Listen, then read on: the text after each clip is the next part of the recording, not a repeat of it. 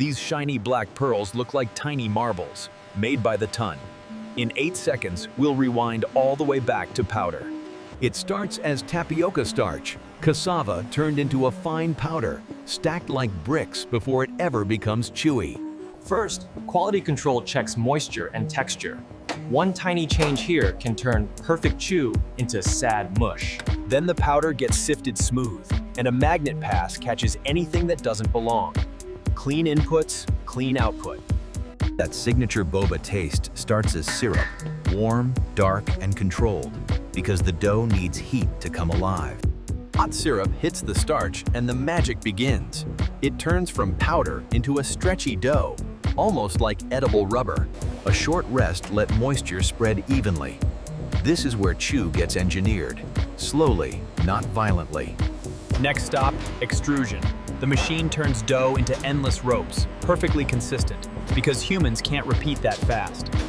A spinning cutter snaps the ropes into pellets, thousands per second, each one destined to become a single pearl.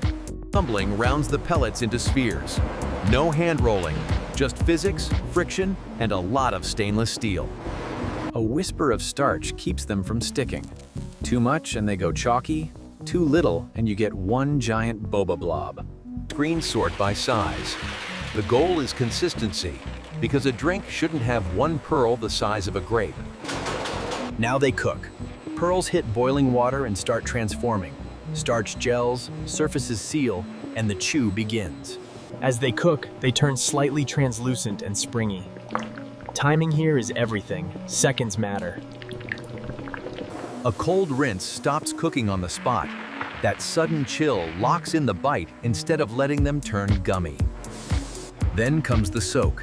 Brown sugar syrup seeps in, builds shine, and gives boba its caramel-like depth. Quality control checks the chew. The target is simple: soft outside, bouncy center, never hard. Excess syrup drains off. Enough stays for flavor, but too much would make packaging messy and unstable.